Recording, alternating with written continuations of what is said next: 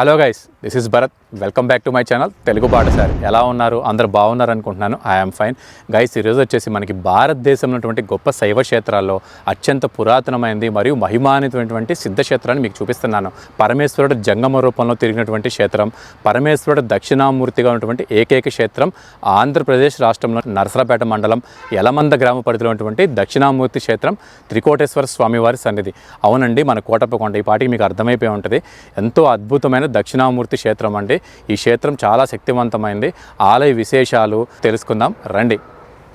ముందుగా ఆలయానికి ఎలా చేరుకోవాలో చూద్దాం. ఈ ఆలయం ఆంధ్రప్రదేశ్ రాష్ట్రంలోని పల్నాడు జిల్లా నరసరాపేట మండలం యలమంద గ్రామ పరిధిలో ఉన్నటువంటి శ్రీ త్రికోటేశ్వర స్వామి దేవాలయం కోటప్పకొండ. గుంటూరు నుంచి సుమారుగా 62 కిలోమీటర్ దూరంలోను, విజయవాడ నుంచి 100 కిలోమీటర్ దూరంలోను, నరసరాపేట నుంచి 18 కిలోమీటర్ దూరంలో ఈ ఆలయం ఉంటుంది. నియరెస్ట్ రైల్వే స్టేషన్ వచ్చి నరసరాపేట రైల్వే స్టేషన్. హైదరాబాద్ నుంచి వచ్చే వాళ్ళు గుంటూరు నుంచి కానీ నరసరాపేట రైల్వే స్టేషన్ నుంచి వచ్చేటట్లు ప్లాన్ చేసుకోండి. మీకు ట్రావెల్ అయితే ఇబ్బంది ఏమి ఉండదండి. నెంబర్ ఆఫ్ బస్సెస్ కూడా అవైలబుల్ ఉంటాయి గుంటూరు నుంచి విజయవాడ నుంచి. ఈ వీడియో ఫస్ట్ పార్ట్ ఆలయ విశేషాలు, స్థల పురాణం, అకామిడేషన్ డీటెయిల్స్, సత్రాల గురించి చూపిస్తాను. రెండో భాగంలో వచ్చేసి కోటప్పకొండ మీద ఉన్నటువంటి జూ పార్క్, బోటింగ్ చూపిస్తాను. త్రికూటాచలం కొండ మీద ఉన్నటువంటి స్వామివారి దర్శనం చేసుకోవాలంటే 2 మార్గాలు ఉంటాయండి. మొదటిది మెట్ల మార్గం, రెండవది ఘాట్ రోడ్. మెట్ల మార్గం నుంచి వెళ్లేవారు ముందుగా శ్రీ వరసిద్ధి గణపతి ఆలయాన్ని దర్శనం చేసుకుని సుమారుగా 737 మెట్లు ఎక్కి శ్రీ ఆనందవల్లి దేవాలయం మీదుగా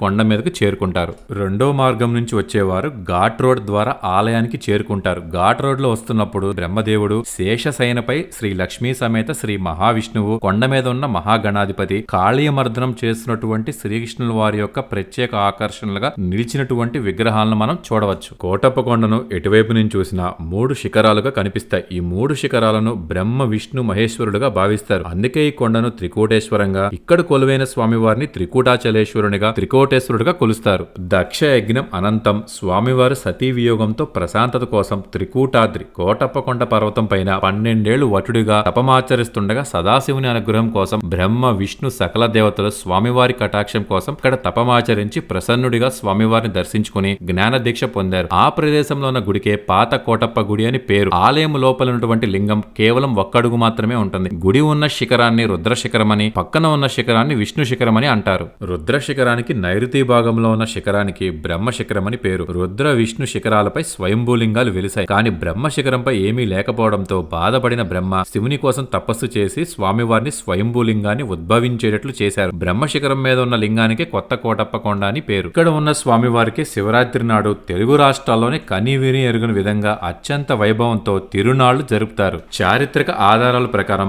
1172వ సంవత్సరం కాలం నాటికే ఈ ఆలయం ప్రసిద్ధి చెందినట్లు చోళరాజైన కులోత్తుంగ చోళరాజు సామంతుడు మురంగినాయుడు వేయించినటువంటి శాసనాల ద్వారా మనకి తెలుస్తుంది. 6 మరియు 7వ శతాబ్దాల్లోనే ఈ ప్రాంతాన్ని ఆనంద గోత్రికులు, విష్ణుకుండినులు పాలించి త్రికూటాధిపతులుగా బిరుదులు పొందారు. గర్భాలయ దక్షిణ ద్వారమందు ఉన్న శాసనాల వల్ల సిద్ధమల్లప్ప, శంభు మల్లమ్మలు వేయించిన శాసనాలు ఆలయ ప్రాచీనతను తెలియజేస్తాయి. కాకులు దూరని కారడవి గురించి మనం వినే ఉంటాం. కానీ కాకులు వాళ్ళని కొండ మీరు ఎప్పుడైనా చూసారా? కోటప్పకొండ క్షేత్రానికి ఉన్న మరో విశిష్టత ఏంటంటే ఈ కొండపై అసలు కాకులు కనిపించవు. దానికి కారణం తెలుసుకోవాలంటే గొప్ప శివభక్తురాలైనటువంటి గొల్లబామ గురించి మనం తెలుసుకోవాల్సిందే. కోటప్పకొండ వద్ద ఉన్న కొండకావూరులో గొల్లబామ ఆనందవల్లి చిన్నతనం నుండి పరమశివుడి పట్ల అత్యంత భక్తిని కలిగి ఉండేది. ఆమె రోజు రుద్రకొండపై ఉన్న పాత కోటేశ్వర ఆలయంలో స్వామికి అభిషేకాది పూజలు చేసేది. ఆమె భక్తిని పరీక్షించదలిచిన పరమేశ్వరుడు కన్య అయిన గొల్లబామకు గర్భాన్ని ప్రసాదిస్తారు. ఆమె గర్భంతో ఉన్నప్పటికీ పరమశివుడిని కొలిచేందుకు పాత కోటప్పకొండకు రావడం మానేది కాదు.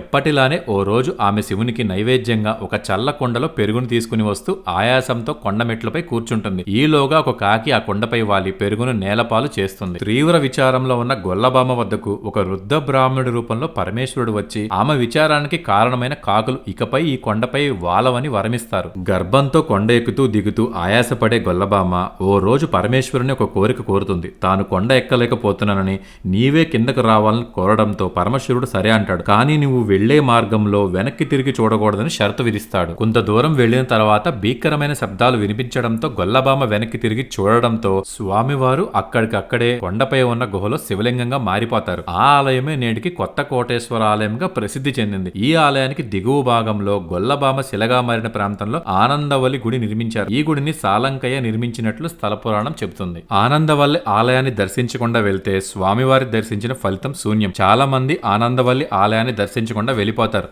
ఈసారి తప్పకుండా గొప్ప శివభక్తురాలైనటువంటి ఆనందవల్లి దర్శనం చేసుకుని వెళ్ళండి. కార్తీక మాసం మరియు శివరాత్రి నాడు భక్తులతో కోటప్పకొండ కిటకిటలాడుతుంది. శివుడు దక్షిణామూర్తిగా బ్రహ్మచారిగా వెలిసిన ఈ శిఖరంలో అమ్మవారి దేవాలయాలు ఉండవు. ఇక్కడ పెళ్లిళ్లు కూడా జరగవు. ధ్వజస్తంభం కూడా ఉండదు.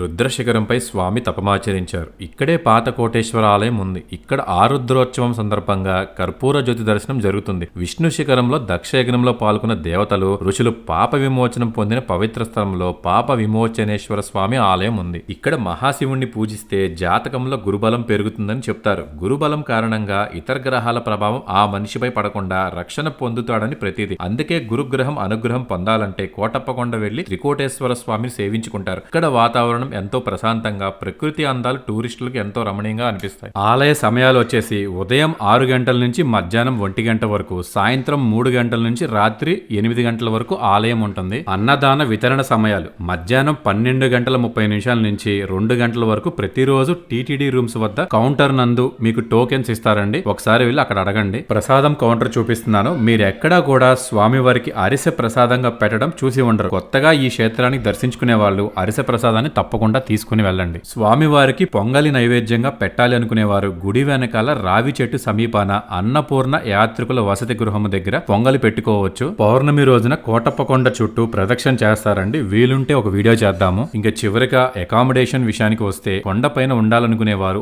ఆనందవల్లి అతిథి గృహము, తోటావారి అతిథి గృహము, నంది అతిథి గృహము, అన్నపూర్ణ యాత్రికుల వసతి గృహము ఉంటాయి. కొండ కింద ఉండాలనుకునే వారికి సత్రాలు చాలానే ఉన్నాయి. కొన్ని చూపిస్తున్నాను. మళ్ళీ మనం కోటప్పకొండ జూ పార్క్ దగ్గర కలుద్దాం.